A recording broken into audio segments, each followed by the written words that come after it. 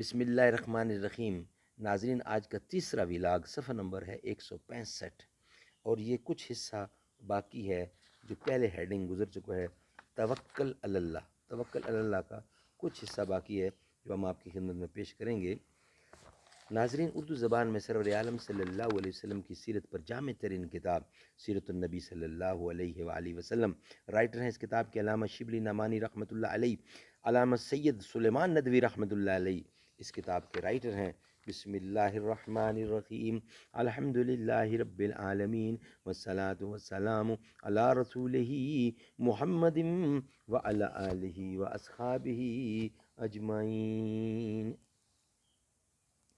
نبی کا نام لب پر ہو تو لب مہکیں، زباں مہکے، عرب مہکے، عجم مہکے، یعنی سارا جہاں مہکے۔ دعا تو دل سے مانگی جاتی ہے، زباں سے نہیں اے اقبال۔ قبول تو اس کی بھی ہوتی ہے جس کی زبان نہیں۔ ناظرین، صفحہ 165 165 توکل علی اللہ ہیڈنگ ہے، اس کا کچھ حصہ باقی ہے، اور ویلاگ نمبر 3 ہے آج کا۔ ایک دفعہ حرم میں بیٹھ کر کفار نے باہم مشورہ کیا کہ محمد اب جیسے ہی یہاں قدم رکھیں ان کی بوٹی بوٹی اڑا دی جائے۔ حضرت فاطمہ ان کی یہ تقریر سن رہی تھیں، وہ روتی ہوئیں آپ کے پاس آئیں اور واقعہ عرض کیا۔ آپ نے ان کو تسکین دی اور وضو کے لیے پانی مانگا۔ وضو کر کے آپ نے بے خطر حرم کی سمت روانہ ہو گئے۔ جب خاص صحن حرم میں پہنچے اور کفار کی نظر پڑی، آپ پر نظر پڑی، تو خود بخود ان کی نگاہیں جھک گئیں۔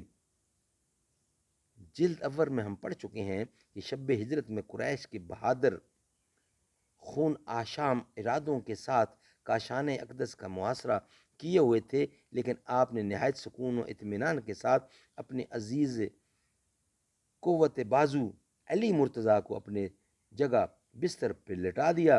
حالانکہ اچھی طرح معلوم تھا کہ یہ قتل گاہ ہے، بستر خواب نہیں، لیکن اس کے ساتھ یہ بھی معلوم تھا کہ ایک قادر کل ہستی ہے جو تخت مقتل کو فرش گل بنا سکتی ہے۔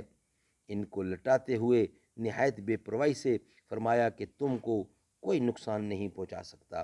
گھر کے چاروں طرف دشمنان قریش محاصرہ کیے ہوئے تھے، اور خیال ہو سکتا تھا کہ صبح امید کے انتظار میں مکہ کے برناؤ پیر عجب نہیں کوچوں میں اور گلیوں میں مشتاق کی خبر پھر رہے ہوں، لیکن آپ نے اذان الہی کے اعتماد پر ان تمام ناموافق حالات کی موجودگی میں گھر سے باہر قدم رکھا، قدم نکالا۔ اس وقت سورت یاسین کی ابتدائی آیتیں زبان مبارک پر تھیں، جن میں نبوت کی اور اپنے رائے راست پر ہونے کی تصدیق ہے۔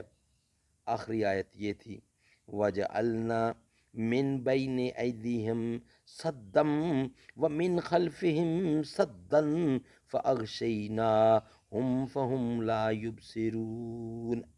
ہم نے ان کے آگے اور ان کے پیچھے دیواریں کھڑی کر دی ہیں، ہم نے ان کی آنکھوں پر پردہ ڈال دیا ہے کہ وہ نہیں دیکھ سکتے۔ مکہ سے نکل کر آپ نے حضرت ابو بکر صدیق کے غار ثور میں پناہ لی۔ قریش میں خون آشامی کے ساتھ اپنی ناکامی کا غصہ بھی تھا، اور اس لیے اس وقت ان کے انتقام کے جذبات میں غیر معمولی تلاطم ہوگا۔ وہ آپ کے تعاقب میں نشان قدم کو دیکھتے ہوئے ٹھیک اسی غار کے پاس پہنچ گئے۔ کون کہہ سکتا ہے کہ اس پرخطر حالت میں کسی کے حواس برجا رہ سکتے ہیں؟ چنانچہ حضرت ابو بکر نے گھبرا کر عرض کی، یا رسول اللہ، دشمن اس قدر قریب ہیں کہ اگر ذرا نیچے جھک کر اپنے پاؤں کی طرف دیکھیں گے تو ہم پر نظر پڑ جائے گی۔ لیکن آپ نے روحانیت کی پرسکون آواز میں فرمایا، ان دو کو کیا غم ہے جن کے ساتھ تیسرا خدا ہو۔ پھر جیسا کہ قرآن مجید میں ہے لا تحزن ان اللہ معنا، غم نہ کر، خدا ہمارے ساتھ ہے۔ سبحان اللہ، سبحان اللہ۔ بقیہ حصہ انشاءاللہ نیکسٹ ویلاگ میں آپ کی خدمت میں پیش کریں گے۔ یہ توکل علی اللہ کا ہیڈنگ چل رہا تھا، اب نیکسٹ ویلاگ ہے نمبر 4، وہ بھی اسی ہیڈنگ میں آئے گا۔